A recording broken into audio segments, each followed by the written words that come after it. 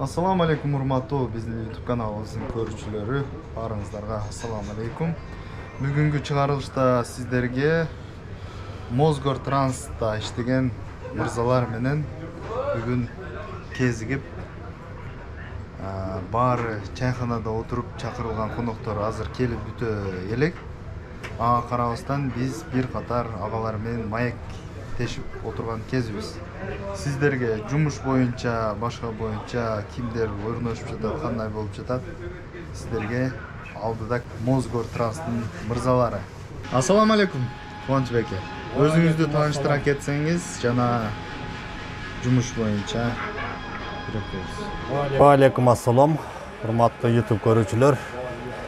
Мен эми өзүм тааныштырып кетсем, атым Кубаныч, фамилиям Саипов. Азыркы мезгилде Москвада турам. Москвага келгениме 1 ай болду. Бишкекте Тесеки конушунда жашайм. Өзүм түйүм Ош областынын Кара Суран Талдык айылынан болом.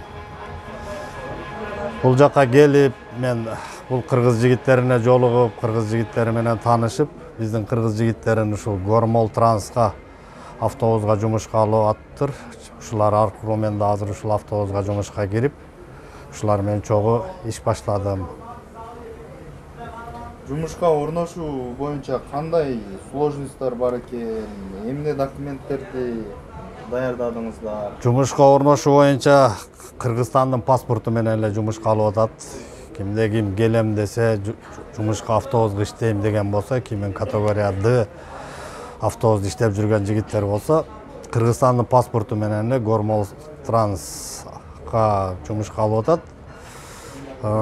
Бул жерден документтер чогултасын Кыргызстандан келген боюнча эле СНС, ИНИНИЛ, анан кодкө жанагы вакцинациянын немесин аласың.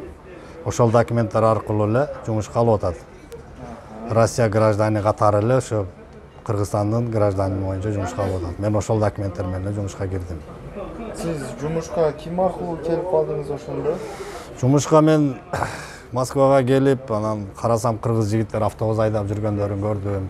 Анан кыргыз жигиттерине жолугуп, таанышып, Алмаз, Алмамбет, Куштар, ушулар менен жолугуп, сүйлөшүп, кандай жигиттер жумушка кирсем болобу, категориям бар эле десем, ушулар жол көрсөттү мага. Мо адреске барыңыз, ушул адреске барып, документтериңизди көрсөтүп, заявление жазып, жумушка киресиз. Ушул жигиттер аркылуу кирип, мына бүгүн буйруса баарыбыз чогулуп, ушу чай ичип, ушул жерде тамактанып сүйлөшүп отурабыз. Коллективге кошулдуңуз. Ишиңизге ийгилик, албетте биз.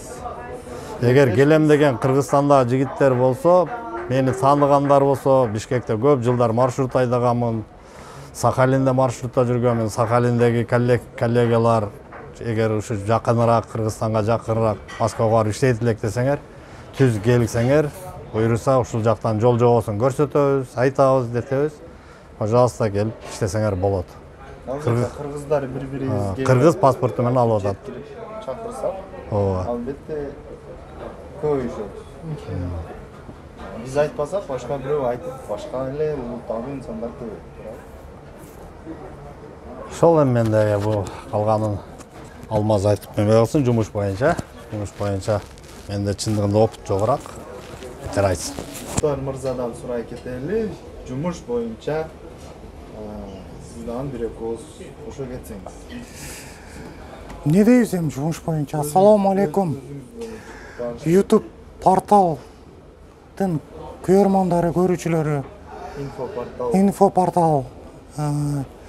Ушул жумуш боюнча айта кетсек, мен 2017-ден бери иштейм. Мосгор Транс'та кыргыздар баары ынтымак бул жерде.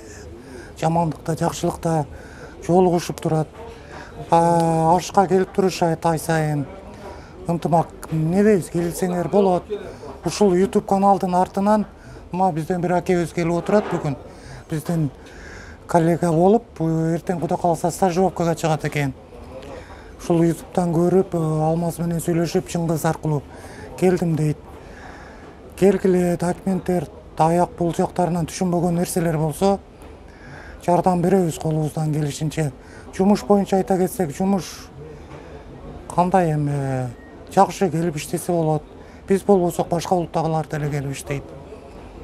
Ушу талаа түздө келгенде өзүбүздүн билгендерибиз менен бөлүшүп, Кудай кааласа, билбегендер болсо сурашып дегендей.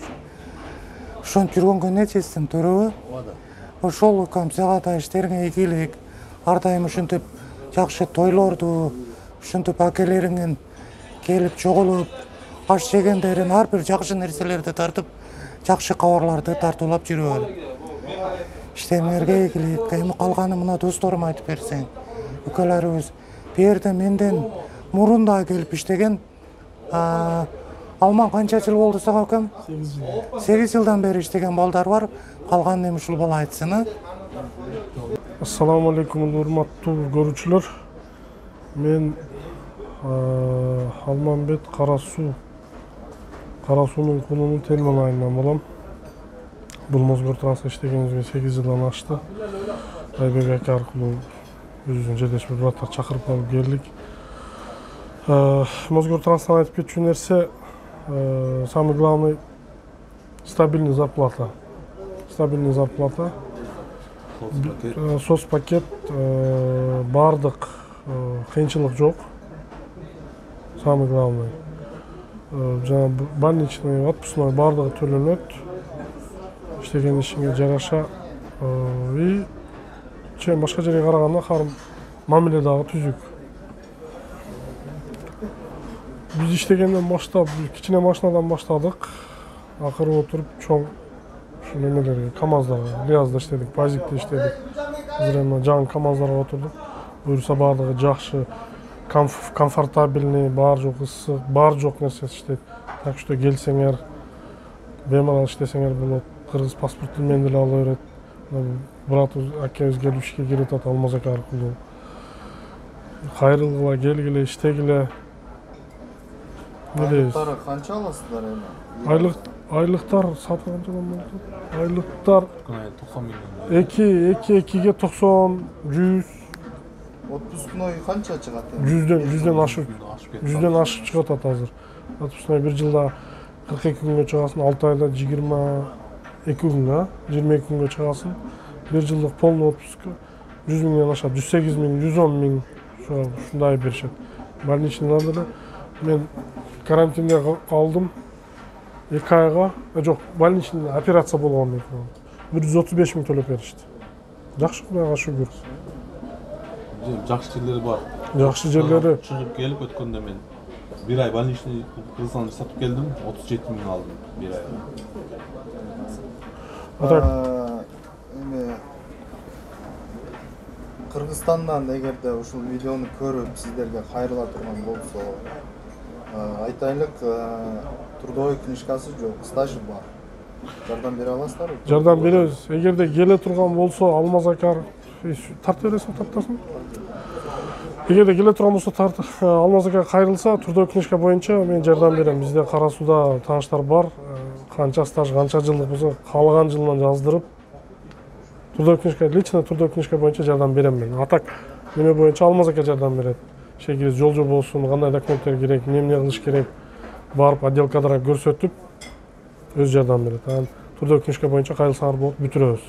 Бүтүрсө болот. Анан кыйынчылык жок.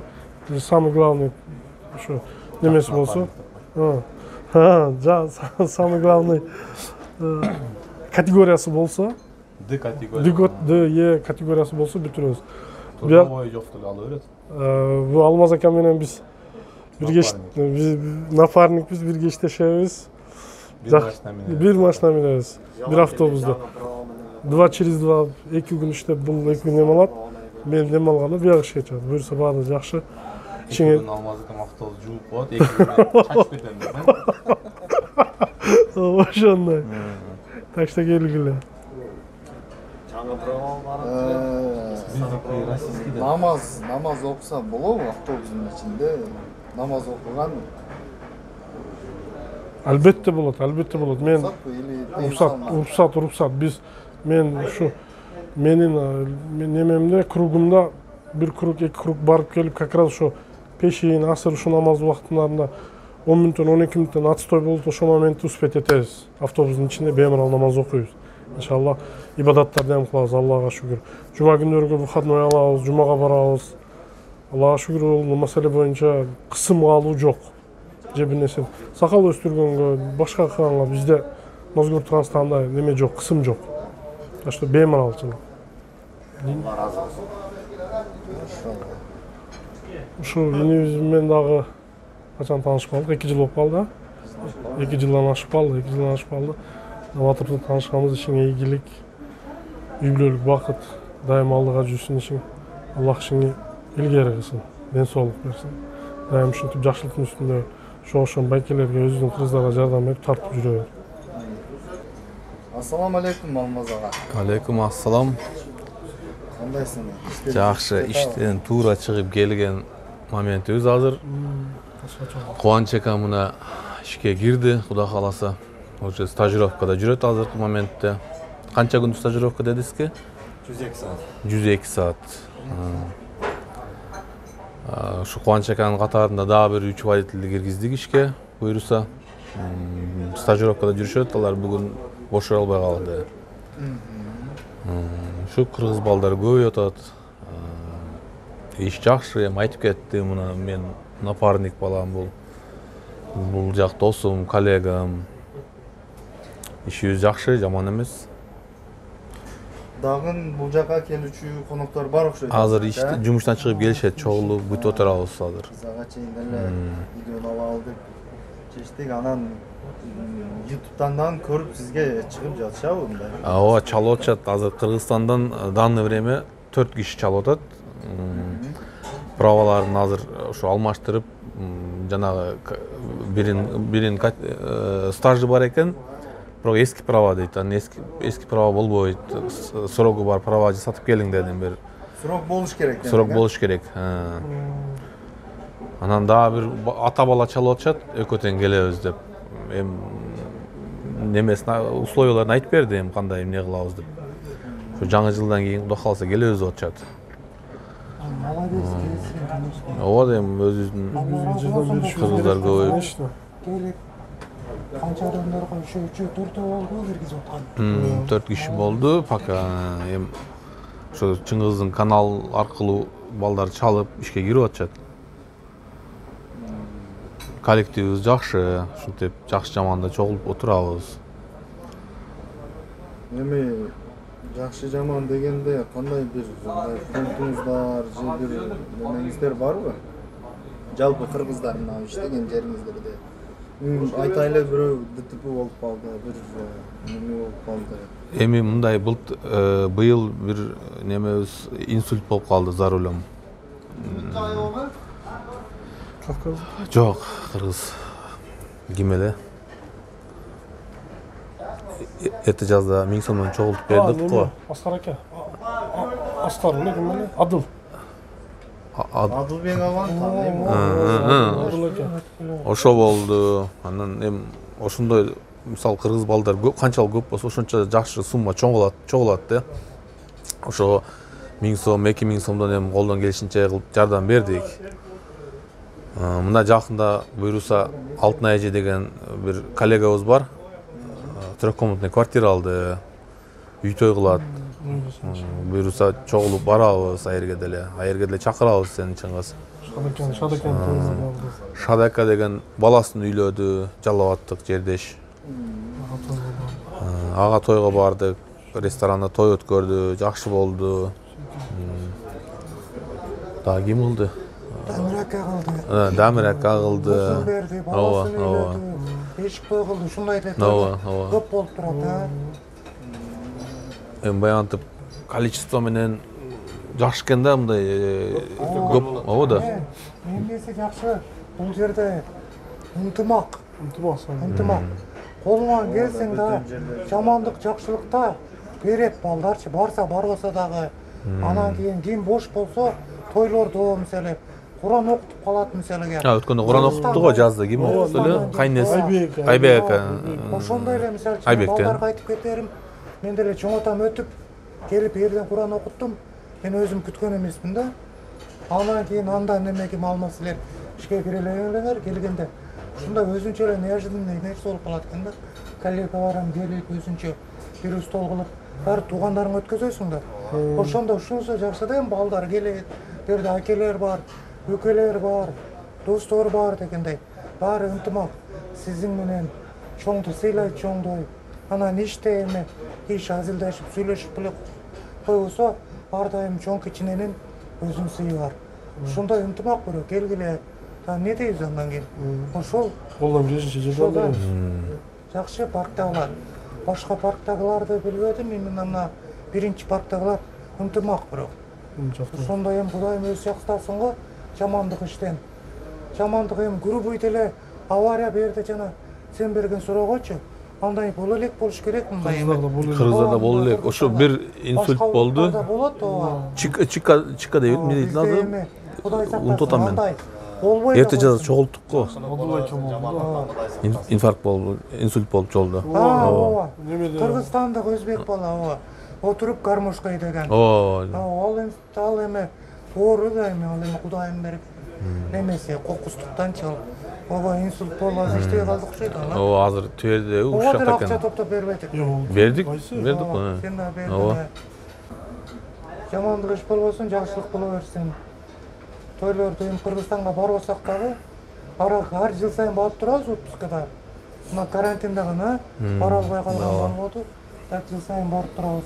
Барбасак деле ушул тойдо, жакшылык нерселерди ушул жерде мына ушундай эле кыргыздардын кафелеринде, ресторандарында барып өзүбүздүн иштеп, көңүл ачып дегендей келебиз. Ошо сүйүнүчүн кошо бөлүшүп коллегалардан. Ошонусу жакшы. Кубанч ага, сиз документ тапшырып атканда мындай бир кыйынчылык болдубу бирдемкеден? Жок. Ошолорду айтып коюң. Сиз кыргыз, мен российский паспорт менен Болгон ошо синен анан жанагы миграционный картаң менен келсең, бул жерден докторго жөнөтөт, наркологияга, психбольницага, калган эмелерин. Алардын бири 2 күндө өтөт экенсиң, өзүң эле бир тыйын албайсың. Ошо балдар азыр эле чогулуп болгону гана ошо наркологияга 1200 сом ушундай төлөндү, ал частный поликлиника. кайтарып берет аны. Анан тиги эмеге өкмөттүн больницасына жөнөткөн жерден бир тыйын алган жок болду. Бар жогунан өзүбүз өттүк. Ошо докторлор бир сир обследовать этет экен, ошол бул автобус айдаганга, эл ташыганга ден соолугу допуск барбы, ден соолугу ошого туура келеби, келбейби, ошолордун баары текшерип, көзүңүн зрениясын, давленияны, олар буларды текшерет экен, терапевт, башкалар, окулист борлор. Ошол ал документтерин бир 2 эле күндө бүтүрдүм мен. Ошо буйруса. Боюнча кандай? Возраст боюнча да. Возраст боюнча пока чек жок. Менин жашым 56да. Возраст боюнча эч укканым жок. Анан мен укканым бул жерден эң мага жакканы пенсияга чыксаң болот деп айтып атышат. Анан кийин ошол жылына отпускка берет экен 45 күнгө. Отпускной чыгарып берет экен. Ошол отпускной менен кааласаң Кыргызстанга, кааласаң башка жакка барып эс алып келсең болот экен. И анан Кудай сактасын, эми жамандыкты ооруп сооруп калсаң больничный 100% төлөп берет экен. Ошол жерлери жакты. Неме берди? Новогодний жаш балдарга Вот ошо мен балдарым возросын сурадым эле.